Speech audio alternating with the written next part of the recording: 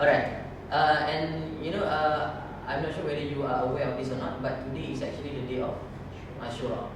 It's the 10th of Muharram. Okay, and the day of Usrah is actually a very big day in Islam. Okay, and to do fasting during this day is actually really recommended by the Prophet SAW.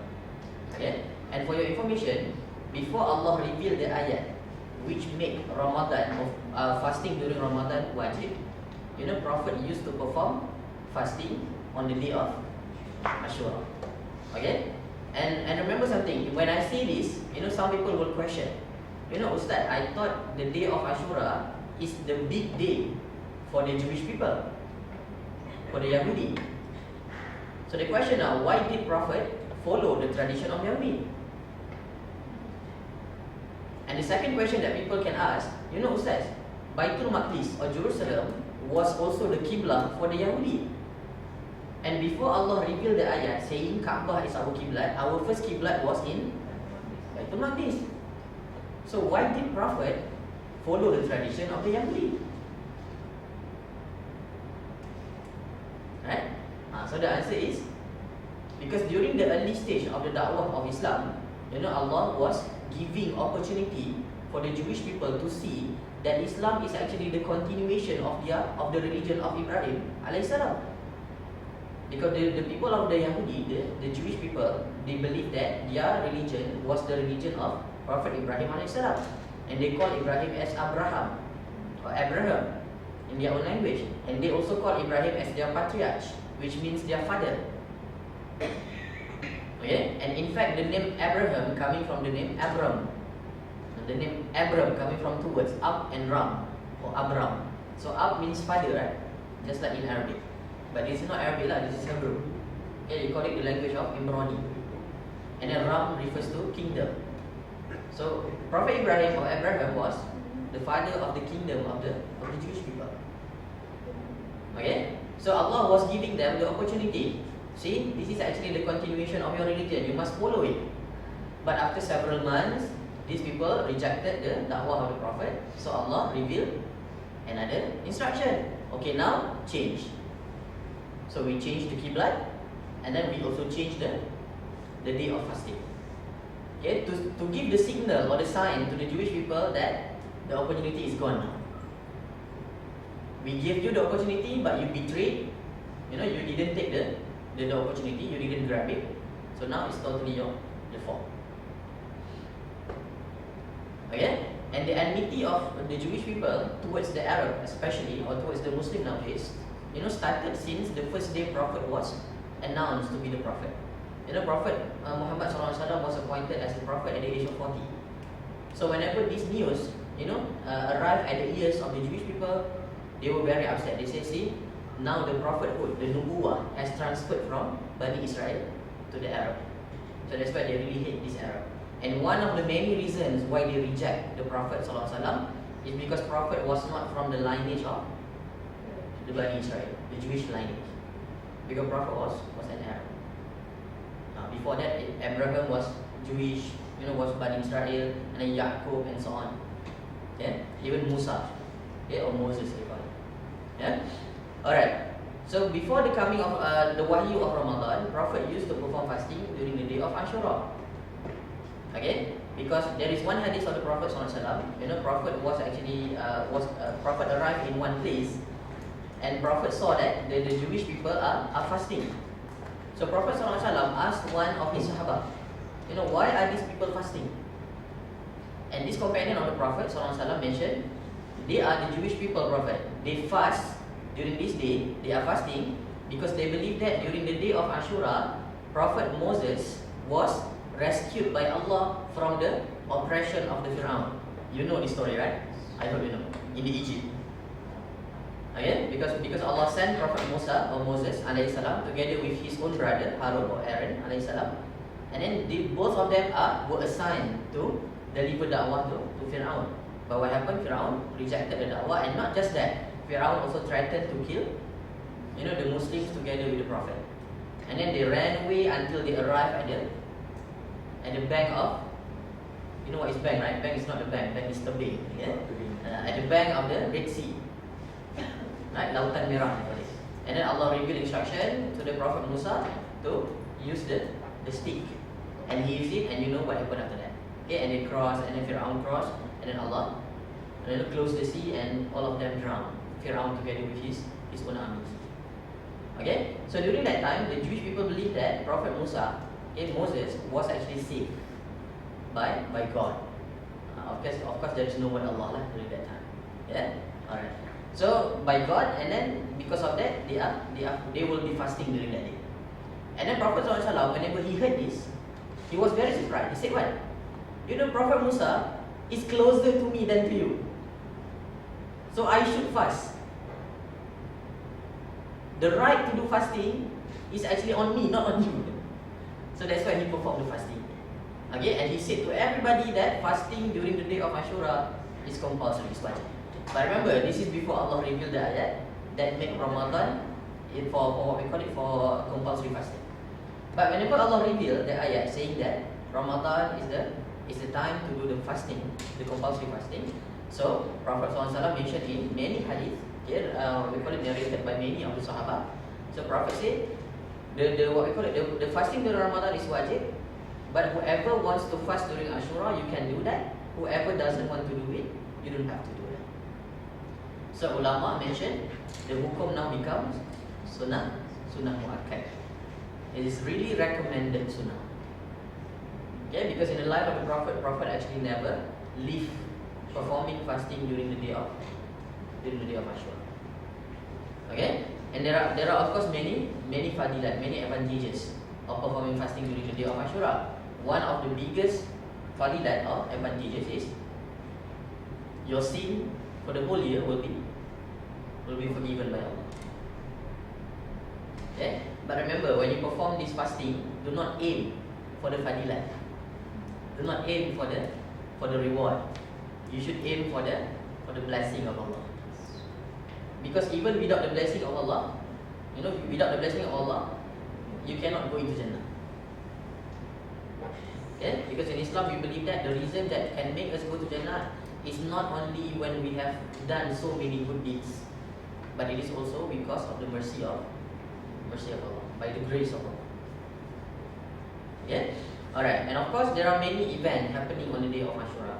One of the event, or one of the what we call it happenings on the day of Ashura is this is actually the first day that Allah has created Prophet Adam a.s.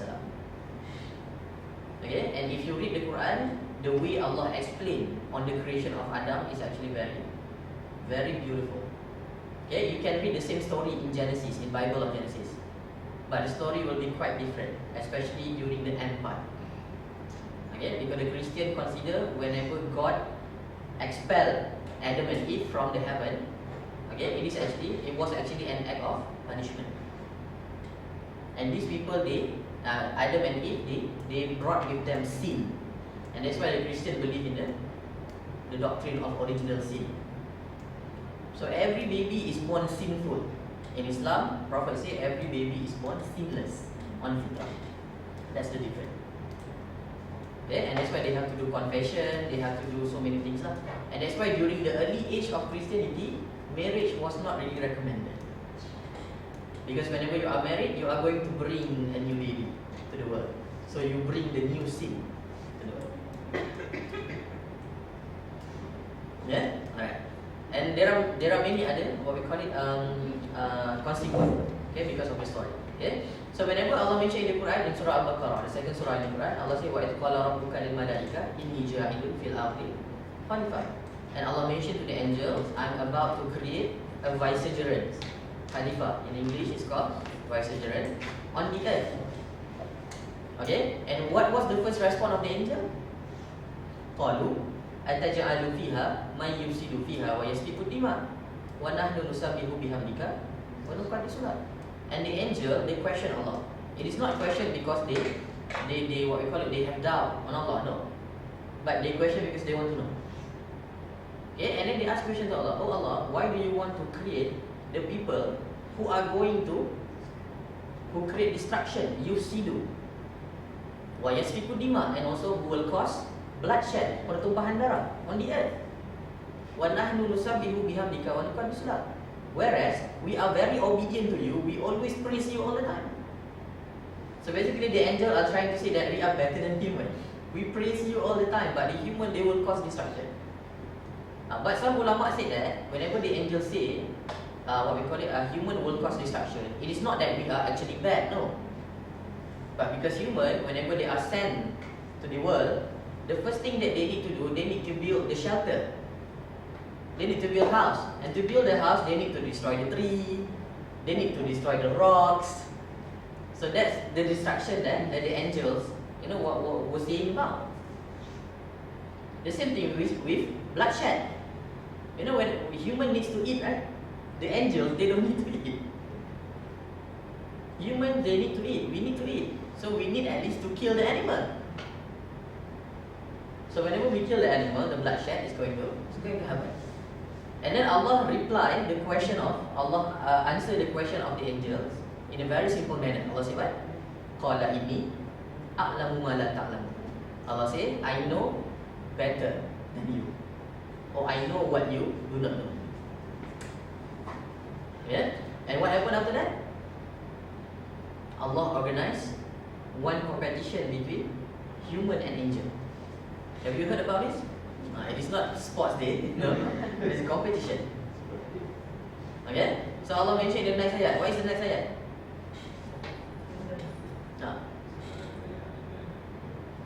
Qala inni a'lamu ma la ta'lamun. Wa 'allama Adama al-asma'a kullaha thumma aradahum 'ala al-malaika fa qala anbi'uni bi asma'i haula'i in kuntum shadiqin. Until the end of the ayat. Okay? And then Allah called Adam and Allah taught Adam. Allah teach Adam the name of things. This is what we call the knowledge of identifying the objects. The name of the things. Okay? And Allah taught Adam. So according to ulama, if you read the tafsir, this is when Allah give to Adam the akal. So the angels, they didn't know that whenever Allah create Adam, Allah will actually give Adam something that they don't have. Yes, human will cause destruction. Yes, human will cause bloodshed. But at the same time, they have something special that you don't have. It is the akal, the intellect. It is not brain yet, it's intellect. Brain is something else. If you eat the brain of the cow, it doesn't mean you will become smarter. Or you will have two brains. Okay, so brain and intellect, they are two different things. Okay? Alright. So Allah taught the name of things to Adam. And after that, Allah asked the angel, okay angels, let's have competition. So can you give the name of this thing? And the angels say what? Qalu subhanaka la ilma lana illa ma 'allamtana innaka antal alimul hakim. So the angels say, we do not know. We only know what you taught us to know. They have very limited knowledge. And then Allah said, wa qulna wa qala ya adamu ambihum bi asma'ihim falamma ambahum bi asma'ihim qala alam aqul lakum inni a'lamu ghaibas samawati wal ardh wa a'lamu ma tubduna wa ma kuntum taktumun. Until the end of the ayat. Yeah? So after that, after the angel failed to give the name, and then Allah called Adam. Adam, can you give the name of this thing? And Adam succeeded in giving the name of this thing. And Allah said to the angel, didn't I tell you that I know that things that you don't know? Yeah? So yes, we will cause destruction and bloodshed. Yeah, but it's not the serious one. It is like I mentioned before. At least we need to build shelter and home, and then we need to eat. Okay, but we have something that the other creation of Allah do not have. Okay, which is the akal. Yeah. So from this ayat, from this story, what can we learn? If we use our akal properly, what will happen? We will be better than the angels. But in the other ayah, in another surah, Allah said, some people, they have lahum qulubun la yafqahuna biha, wa lahum azanun la yasma'una biha, wa lahum a'yunun la yubsiruna biha, ulaika kal an'am bal hum adall.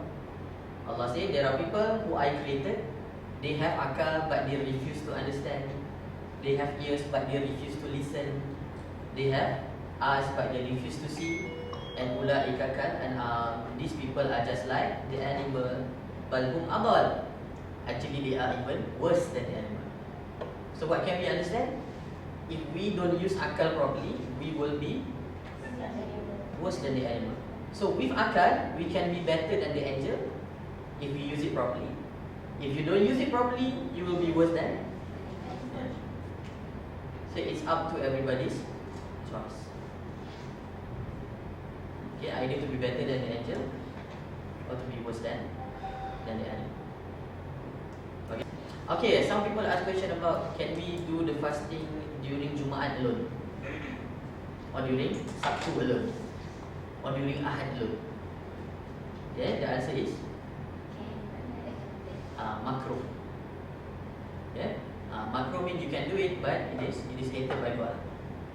Okay, because the Prophet mentioned in many of the hadith, the Prophet said, if you want to do fasting on Jumaat, you must do another fasting one day before or one day after. Okay, the question now, why not? Why not on Jumaat alone? Okay, actually Jewish on Sabtu. On Jumaat, because on Jumaat there are a lot of other recommended ibadah. For example, going to the masjid early and reciting Surah Al-Kahfi, and then do more and more salawat, do and more and more dua. So somehow, if you are fasting, you will not be able to maximize your effort in doing all of these actions, unless if you are used to it. Dah biasa. If you are used to it, then it's okay lah. Meaning that you still can do it. And another opinion of the ulama saying that you cannot do it because the Prophet doesn't want you to over glorify Jumaat. Jumaat is a good day. Okay, it's a day that you should appreciate, but do not over appreciate it or do not over glorify. Okay, because in Islam, remember, at the end of the day we worship Allah, not the day or not the Prophet even, or not the Quran even. Yeah, alright. And what happened to Sabtu? Sabtu is the day of the Jewish people. They call it Sabbath. Okay, if you read the Bible of Genesis, you will find this as well.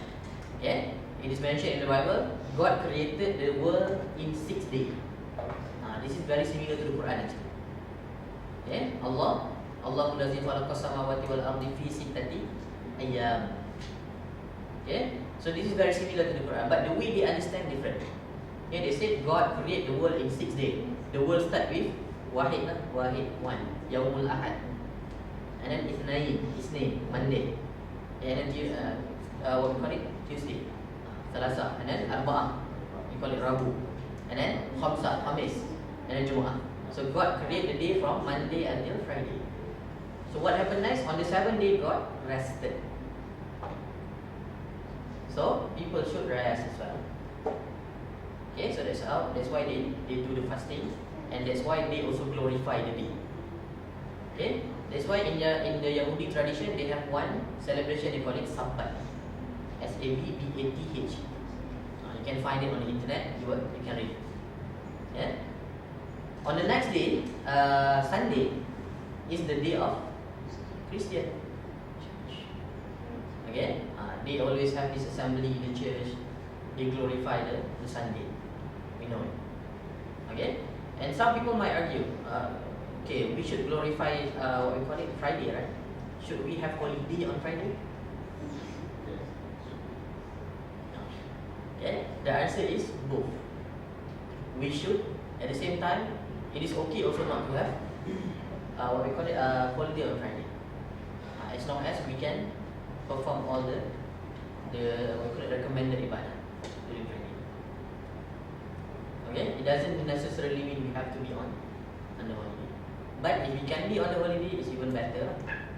But knowing our people, holiday is the lazy day, so it's better to actually going to the office, and after that going to the masjid. Alright? Okay.